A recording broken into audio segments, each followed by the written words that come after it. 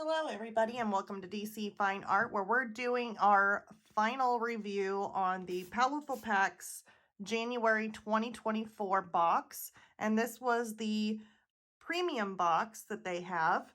So I have all the things that they gave me, and then the brush is like actually right here, and I was able to do just a really quick sketch and just kind of drawing and painting basically in this little Strathmore watercolor travel journal.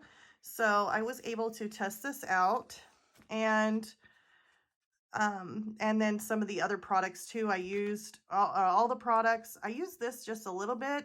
It does work really nicely though. I could have done it for like a wash on the background, but I really wanted to try out these colors on this paper too. Now I know I have this little thing in my hand here.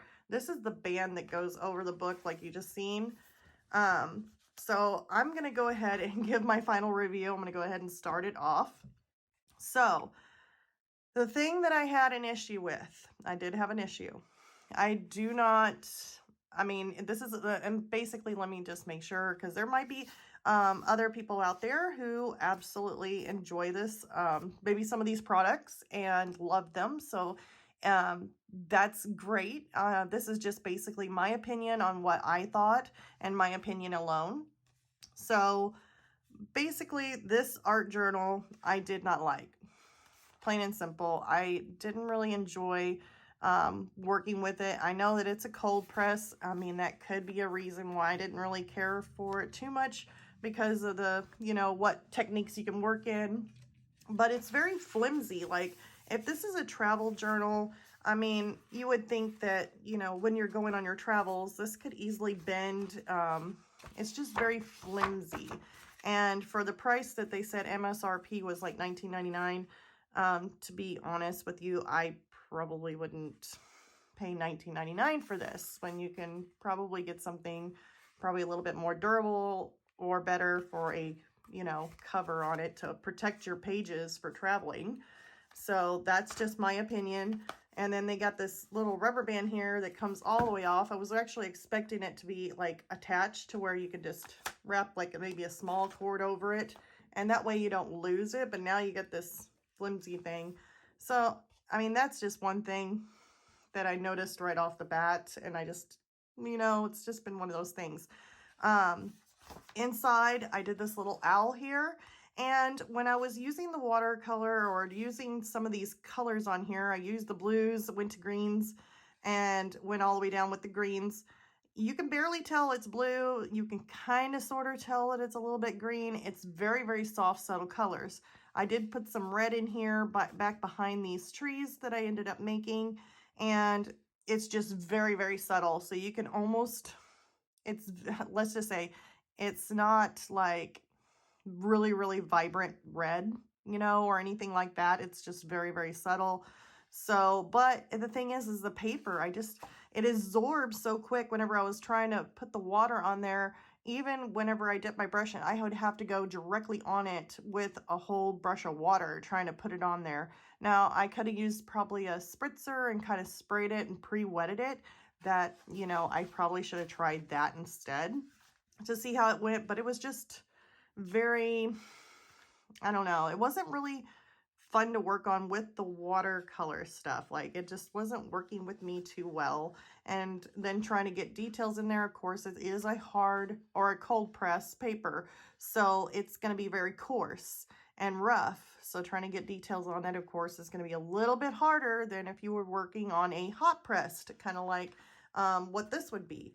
And when I did my colored things here, I was able to get more of a smooth kind of feel to this. And I got eraser stuff on there because I tried, and I forgot to do it, but I tried to erase after it was dry. And so it erases, but it basically tones it down. It doesn't actually erase completely. I used as you can see, 2 different erasers. I think on this, I used like a regular eraser, like a pencil eraser, and then I tried, actually it's this eraser here, the Sumo Grip. I used the eraser on that. Then I tried using my Derwent electric eraser, which usually erases pretty good. And yeah, it didn't do very well, but it still lightened it. So, and it said that it erases when dry. Well, it doesn't erase completely. So I was able to come back, and in order to lighten maybe some of the blues in the sky, use my electric eraser, and I was able to lighten it a little bit, but it does not completely erase it or anything like that. So pretty much I was kind of fighting with this paper. Like, it just leaves a lot of harsh, rough edges because it would soak in, and then I would try and take water and trying to rework some of the pencil, trying to work it. And I really do believe it wasn't the pencils. I really do believe it was the, because we tried it on this paper, and all my pencil marks and everything, you know, really blended out very nicely. I don't know. Here's one more test I can do on our paper here that we've already done it on. After it's dried, can it be reworked? I know some of it was, but I mean completely, like almost reworked. Well, that paper doesn't really like to withstand water, does it? Not a whole bunch. So it does kind of rework quite a bit. But you have to be careful with the mixed media because it's already rolling up the paper. So this mixed media paper probably is not really a good choice if you're going to be doing watercolor, like really watercolor and scrubbing, because it will tear up your paper very easily on the mixed media paper. So yeah, it's kind of hard to tell. But as far as just using the products that I've received in here, I can scrub and try and rework them. Some of the areas here, it just like was soaking in, and I had to take a lot of water just to try and rework it. So I really do believe it was just the paper, not necessarily just the products. I just didn't, I wasn't a fan of this art journal. The Stabilo Aquarellable All pencil, like the paper gloss plastic metal pencil. Using it, it really did get quite a bit dark here, and I used it on some of these lines, but then I went over it.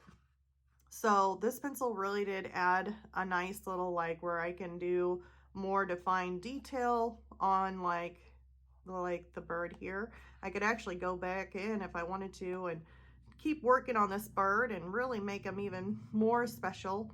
But considering the time that I have, I didn't really want to go into it. I just really wanted to practice on using these colors and trying it out and seeing how they work. The Lyra, I think I used a little bit in here, used some water on it. It did blend really nicely. I do like these water-soluble Lyra.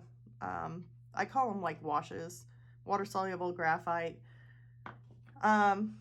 Now the ArtGraf, I did come in and use my brush on this, and I was able to make, using this brush, really fine lines, but I could also get this really, really dark. Like, this was the darkest of all the stuff that I had. I mean, it's even darker than this pencil, and this pencil here is really, really black, but this ArtGraf here, this carbon, was amazingly pitch black. I mean, it was so dark, and it's so nice to use because if you don't use as much, or maybe you put it in a watercolor dish, you could do that and just blend a little bit more water in it, and you can make a wash, make it lighter. Super nice. Never really took it and just made some marks, but yeah, so I really do like the ArtGraf, and it seems like it would actually last a while too, because you know, you could actually use that and it'll last you a little bit. Cretacolor, as far as these go, the pocket set of 6, I did use the HB and the 4B, I think it's 4B and 8B. I use those colors throughout. They are really, I mean, they're really nice. They have a really nice tone as far as those go, but as far as the colors ranges, the blues, the greens, and the reds. The blue, you can really see, I got the nice blue sky. The greens, I mean, you can tell that it's a little bit different than the blue. You can still kind of see it. It's just very soft. And then you got the red that I put back behind there, which it's just a very soft toned color. So, I mean, it's one of those things where you can toss into a drawing and add just a little bit of a tone to it if you want. So, I mean, they're still really nice to have if you're working with graphite and you're wanting to add a touch of color, but not too much. So those were still enjoyable to use.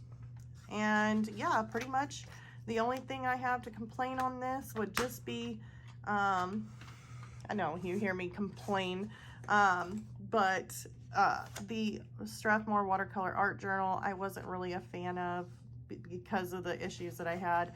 Now, I mean, it did not soak all the way through, so that's a good thing. So if you're working in this art journal, it won't bleed through to the next page. That's a plus. Other than that, you can scrub on it and really try and work your colors, but you're gonna have to scrub on it, to be honest, because once you put your pencil down and you're trying to put water on it, it just soaks in. So you're basically having to scrub on it just to try and get your colors to work. And that's only because of the paper. Now, when I used my colors on here, it was very easily to blend out with just a little bit of water, while this one here, just, you had to add a lot more water to it to get it to move. It didn't flow as nicely as it would on some other watercolor papers. And yeah, and I didn't like the cover on it. I think that if it had some sort of sturdier cover, or maybe a harder cover, or even a, you know, just something like more than this flimsy paper cover on it, that would be super nice, especially for the price that they're saying that it is. I mean, it should be a little bit more durable if you're going to be traveling with this, going everywhere. And then trying to put this here on it just seems like it'll end up tearing up your book itself. I mean, it's too, I mean, it's really flimsy. You can get caught on something and basically, like, I don't know. I don't know. That's one of those things. But anyways, other than that, I really did enjoy like what I had here. I just didn't enjoy what I was working on. So it kind of was a little bit of a bummer because when I was working on it, I was more fighting with the paper and trying to use these products because I did know that these products do work very, very nicely. And we did a color swatch on this, so I was able to see that they do have potential. They can work nicely. They just totally acted completely different from this paper to this paper. So I don't know.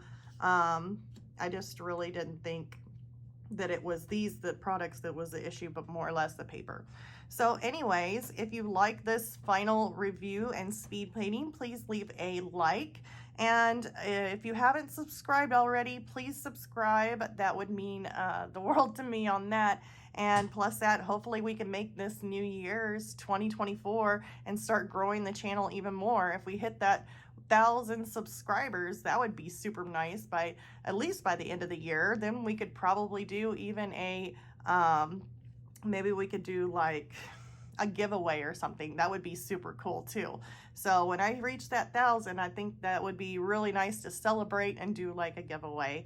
And appreciate every single one of you on the channel. You guys mean the world to me, and I'll see you all next time.